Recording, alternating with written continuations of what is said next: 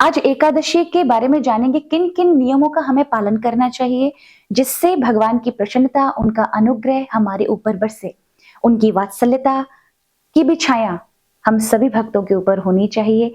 इसी उद्देश्य को लेकर एकादशी व्रत करना चाहिए। एकादशी व्रत को तपस्या की श्रेणी में माना जाता है। हमें किन किन नियमों का पालन करना चाहिए जिससे एकादशी व्रत और चमत्कारिक रूप से हमारे जीवन पर प्रभाव करे।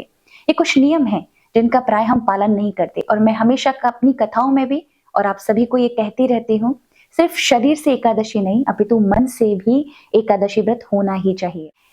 आप एकादशी वाले दिन जब भी एकादशी हो तो उस समय जल्दी प्रातः काल स्नान करें। स्नान करके जो भी संकल्प करते हैं आप संकल्प करें, नहीं तो भगवान नारायण के सामने या भगवान राधा कृष्ण के सामने खड़े होकर के व्रत का संकल्प करें।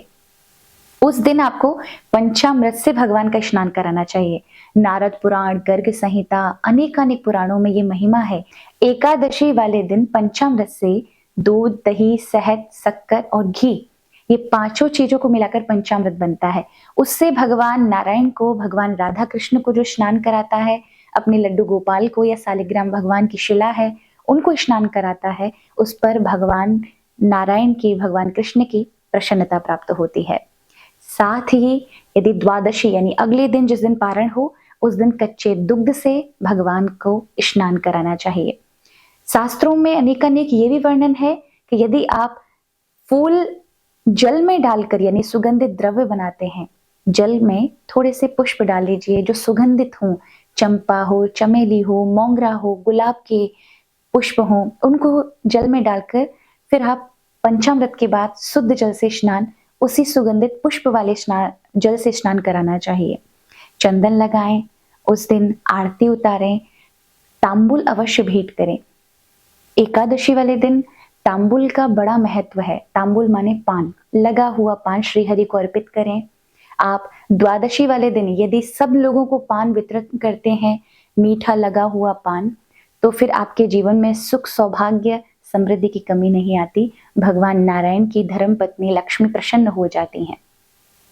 इस दिन विशेष ध्यान रखेंगे, दशवीं वाले दिन आप तुलसी में से मिट्टी निकाल लें और वो मिट्टी घिस कर यानी थोड़ा सा जल डाल करके, गंगा जल डाल करके और उससे माथे पर तिलक करें जिस समय भगवान की पूजा में बैठना उससे पूर्व। तो ऐसा यदि तुलसी जी के जड़ की माटी लेकर के या वहां से माटी निकाल कर उसका तिलक लगा करके फिर भगवान के मंदिर में या भगवान की पूजा में बैठता है, उसे 1000 गुना किए हुए सत्कर्मों का पुण्य प्राप्त होता है। आप अवश्य कार्य को करिएगा। साथ में इन दिनों कुछ दान करना चाहिए। एकादशी वाले दिन फलारी चीजों का दान करें, फल का दान करें और द्वादशी वाले दिन अन्न का दान करना चाहिए। तो ये भी एकादशी को बहुत अत्यधिक महत्वपूर्ण बना देता है।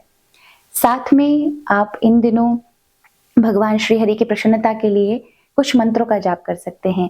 ओम नमो भगवते वासुदेवाय इसका जाप करें। विष्णु सहस्त्र नाम का भी जाप कर सकते हैं। आप गीता का पाठ कर लें, श्रीमद् भागवत कथा का पाठ करें। इन पाठों से जब आप करते हैं तो श्री हरि की प्रसन्नता इसलिए प्राप्त होती है क्योंकि एकादशी वाले दिन कथा, कीर्तन, नाम, जप ये 1000 गुना फलदायी होते हैं। इसीलिए हमें एकादशी व्रत वाले दिन नाम जप अवश्य जिव्या पर रखना चाहिए। श्री राधे।